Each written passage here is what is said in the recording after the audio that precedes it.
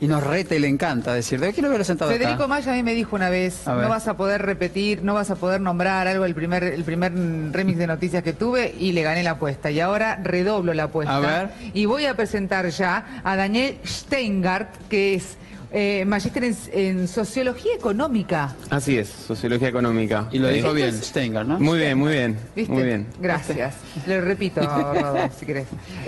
A ver, Daniel, Sociología Económica me imagino, o al menos la lógica me indica, que cruzás los datos sociales con los números fríos, duros, ¿no? Tiene que ver un poco con eso, hay distintos enfoques, distintas líneas de estudio.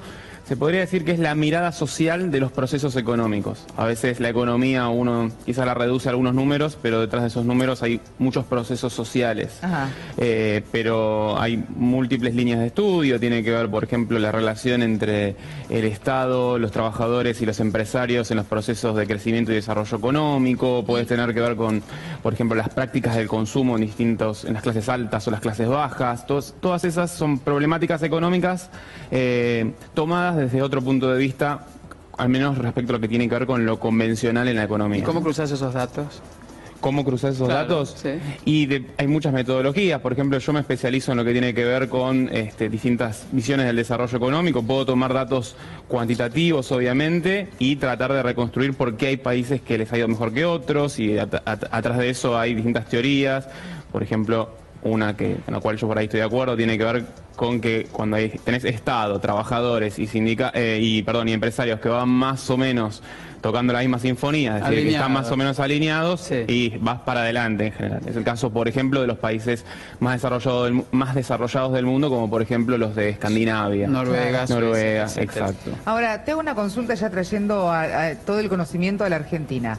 Venimos de años, por ejemplo, que se decía, no son los datos certeros del INDEC, no hay una medición que hable de pobreza, de empleo, tampoco de inflación. Ahora sí se blanquearon teóricamente las cifras, entonces vos tenés un índice inflacionario, un índice de pobreza, otro de trabajo y demás de desempleo en la ciudad de Buenos Aires, con otro muy importante en San Luis, y sin embargo, de todas formas, eso a veces no coincide. Por ejemplo, la ciudad de Buenos Aires no coincide con lo que tiene San Luis y el resto del país. O sea, ¿cómo es el tema? Eso, en general, si uno mira en el cortísimo plazo, en un mes, vos podés tener diferencias. Puede darte 2,5% la inflación en Buenos Aires y 1% en San Luis. Eso te puede pasar. Ahora, yo no me quedaría con lo que pasa en el muy corto plazo y trataría de ver la tendencia. Cuando vos ya empezás a ver varios meses acumulados, la tendencia es muy parecida, ¿sí? Vos tenés que la inflación en San Luis, en la ciudad de Buenos Aires, el año pasado rondó el 40%, en la ciudad de Buenos Aires un poquito más, 41%, en San Luis un poquito menos, 38%. ¿Pero por qué pasó eso? Porque en la ciudad de Buenos Aires tuvimos una cuestión regional específica, que fue la suba de tarifas de agua, luz y gas. En San Luis tuviste la de gas, que fue de escala nacional, pero la luz y el agua subieron mucho menos. Entonces, por eso dio un poco menos. Pero en general, sacando ese efecto, suelen ir bastante de la mano. Nunca te van a dar exactamente igual, porque hay cuestiones metodológicas, los comercios que relevás son un poco distintos en San Luis que en la ciudad de Buenos Aires. Pero yo me preocuparía si la brecha es muy grande. Si vos tenés que uno te da 20% de inflación y el otro 50% en un año, ahí estás en un problema. Ahora, si uno te da 38% un año y la ciudad de Buenos Aires te da 41% y al año siguiente te pasa al revés, no me calentaría demasiado. O lo entendería también por estas cuestiones puntuales de subió el agua mucho más en la región metropolitana de Buenos Aires que en San Luis. Pero me parece que hay bastante consistencia en las mediciones que vienen haciendo las provincias, incluyo a Buenos Aires dentro de las provincias. Ahora desde abril del año pasado se sumó el INDEC. Creo que las mediciones del INDEC están bastante en línea con las demás. Yo formo parte del Instituto Estadístico de los Trabajadores, que tenemos nuestro relevamiento propio de precios y también nos está dando muy parecido. ¿Te da parecido? Muy parecido, sí, muy parecido. ¿Y cuál es el real, la inflación real? La que nosotros podemos entender, que es la inflación que estamos viviendo, no la que te dicen de un lado y la que te dicen del otro. Si me preguntas a mí, sí, el número primero hay que entender una cuestión. La inflación de los jubilados puede ser bastante distinta a la inflación de de los trabajadores activos. ¿Por qué?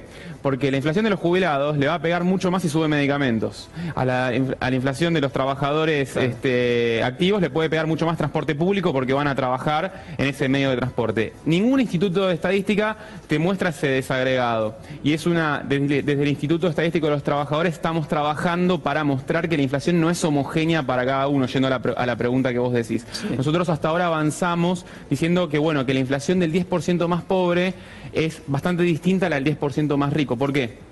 En los más pobres pega mucho más la suba de alimentos o la suba de los servicios públicos. Pega mucho más en la canasta de los hogares más pobres. En las familias de los hogares más pobres gastan mucho más en eso. Sí. Ahora bien, el 10% de mayores ingresos les repercute mucho más que suba el pasaje de avión o que suba la medicina prepaga o que suba la escuela privada. Cuando uno mira la inflación, tiene una medida que es un promedio, y ese promedio a veces oculta esas diferencias. Ahora, yendo a la pregunta, teniendo en cuenta todo lo que está dando vueltas en el mercado, sí, entre comillas... Los datos una semana son un número, otra semana son otro, y siempre están allí recalculando con el tema del INDEC. Si vos me decís a mí, Daniel, sí, ¿qué haría? Yo haría un promedio de todas estas mediciones. A ver. No, que la verdad que te dan más o menos parecido. La diferencia son cuestiones muy pequeñas como para ponernos a discutir. Ahora, comparado con lo que teníamos en los años previos, cuando teníamos el INDEC intervenido, ahí vos sí tenías una diferencia abismal. Tenías un instituto que te decía inflación del 10-15% y mediciones que te daban en torno al 25%. Ahora, si de pronto una medida te da 22 y otra 23, y bueno, digamos, es razonable y es algo que puede pasar en cualquier país del mundo. Bueno, pero ¿por qué con algunos índices, por ejemplo, hablamos de inflación, pero por ejemplo, ¿qué pasa con trabajo? Que a veces el índice de trabajo sí difiere mucho de lo que ocurre, por ejemplo, en la ciudad de Buenos Aires con lo que ocurre a nivel nacional. Y por ejemplo, también cifras que son medio raras porque veníamos sin medir pobreza. ¿Cómo sabemos que esta medición de los números de pobreza es? Porque los dio a conocer la UCA, no los dio a conocer. A ver, vamos por parte. Cuando decís trabajo, que me preguntabas... Desempleo, exactamente. A ver, sí, los datos del desempleo del mercado de trabajo que ahora está publicando el INDEC, a mí, me preguntás, Daniel, ¿te parecen razonables? Te digo sí. ¿Dónde estaba mintiendo más el INDEC anterior? A ver. Mentía absolutamente en inflación, ¿sí?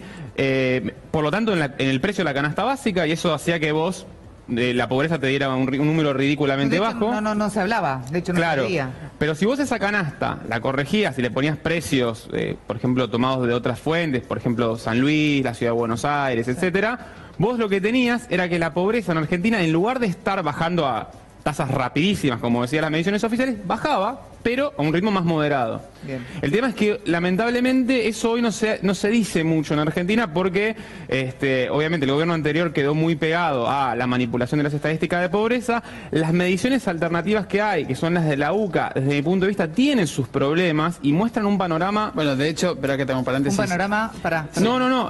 Las mediciones de la UCA dicen que desde 2011 en Argentina la pobreza viene subiendo sistemáticamente año tras año. Y yo me puse a ver muy en detalle eso. Y hay un dato raro, muy raro, que es que la canasta básica en 2013 para la UCA se encareció un 37%. Ustedes miran 37%, por ahí no se acuerdan bien. Todas las mediciones de inflación del 2013, de ese mismo año, daban 25%. Ya con cambiar ese 37% por 25, el IPC Congreso daba 25, ya eso ya te cambia completamente esa película. No tenés una suba sostenida a la pobreza, sino que tenés una suba en 2012, baja en 2013, sube en 2014, más una forma de serrucho. Y yo nunca entendí de dónde sacó la UCA esa medición de inflación del 37% en 2013, que lo que hizo fue encarecer demasiado la canasta básica y por lo tanto te infla la pobreza. Exacto. Teniendo en cuenta que la pobre es una persona, una familia que no accede a una canasta básica. Si esa canasta básica se encarece, obviamente la pobreza sube. Vos hiciste hincapié en lo que había pasado anteriormente y lo que está sucediendo ahora. ¿Se puede agarrar o hacer un equilibrio o sacar una cifra con lo que pasó anteriormente y lo que está pasando ahora para tener una cifra o algo histórico, un récord histórico, lo que está sucediendo realmente en la actualidad, teniendo en cuenta el background, ¿no?, que tuviste en esos años que vos decís que el INDEC no te decía lo que pasaba y ahora te lo dice bruscamente, por ejemplo, la UCA, que si, como dice Abigail, sin ese informe no hubieran implicado la cantidad de pobreza que hay en la Argentina, seguiríamos esperando todavía y se seguiría solapando también. A ver, una cosa que quiero remarcar y que esto es algo que lamentablemente se habló muy poco, yo les pregunto a ustedes, quizás no lo saben. A ver. Ahora cuando el INDEC reanudó las medidas de pobreza, lo que hizo fue cambiar la canasta básica. ¿Sí? Es una canasta, para decirlo de un modo muy sencillo, más amplia. Sí. Antes, por ejemplo, teníamos 45 kilos de comida, ahora 50. ¿Sí? Sí. Por lo tanto, la canasta es más cara. Sí. ¿Sí? También pesa mucho más, todo el resto de lo que no es alimentos pesa mucho más. Exacto. La canasta nueva del INDEC es 35% más cara que la canasta anterior. Hoy está más o menos en 13.500 pesos la canasta con la cual el INDEC mide la pobreza. Si midiéramos como con la canasta tradicional, de los alimentos que tenía la canasta que se usaba desde los 80, estarían 10.000. Ese cambio metodológico metió 12 de los 32 puntos de pobres que da el INDEC. O sea, ¿qué quiero decir con eso? 12% de la población argentina accedía a la canasta vieja, pero no accedía a la canasta nueva. El INDEC esto lo aclaró en una nota metodológica que nadie le dio bolilla. No sé, esa nota metodológica salió bastante después de cuando se publicó las cifras de pobreza. Y lamentablemente no hubo mucho eco en los medios respecto a eso. ¿Por qué esto es importantísimo? Porque pero tenemos ¿se le que tener... cree o no se le cree al INDEC? Porque la verdad es, te lo digo como mucha gente que está del otro lado, no sé si vos pensás lo mismo. ¿Le creemos o no le creemos al INDEC? A ver, la medida de pobreza del INDEC actual a mí me parece creíble. Lo que quiero destacar es que hubo un cambio metodológico. ¿Por qué esto es importante? Porque cuando se dice, yo escucho mucha gente decir, hoy estamos como en el 2001, que había 30 y pico % de pobres con la medida vieja. Con la medida nueva tendríamos 50 y pico, 54% de pobres en el 2001. Entonces hoy tenés 32% de pobres. Significa que estás mucho mejor que en el 2001. 12% según lo que dice. Esto no lo digo yo, los 12 puntos, lo dice la metodología del INDEC. En el documento metodológico dice, si hubiéramos usado la canasta, con el cambio de canasta, hay unas cuestiones metodológicas, se introducen 12 puntos más de pobres. Esto no lo estoy inventando yo, lo dice el INDEC en su propia metodología. Pasa que lo miraron solo un par de personas. Claro. ¿Por qué esto es muy importante? Lo que pasa es que el ciudadano común, convengamos, no los mareas con los números, no entiende las mediciones y no entiende por ahí el trasfondo. El ciudadano común lo que quiere es el dato. Entonces, ahí va la pregunta. ¿Están bien medidos? Vos me decís que sí. Yo digo que sí, lo que te quiero decir es, de vuelta, si queremos entender qué pasó en la Argentina, lo que tenemos es que con la medida actual de pobreza del INDEC, como la mide hoy, en 2002 teníamos 69% de pobres. ¿Sí? El mínimo llegó a 2013, más o menos 27. 2014 fue un año que hubo 40% de inflación, subió la pobreza, en 2015 bajó un poquito y en 2016 volvió a subir y hoy está en 32. Claro. Pero ese 32% de pobres, si bien es más alto que 2015 y 2013, es mucho más bajo que 2001 y es mucho más bajo y está por debajo de cualquier año de la década del 90. Muchísimas gracias, Daniel. A ustedes. Un placer.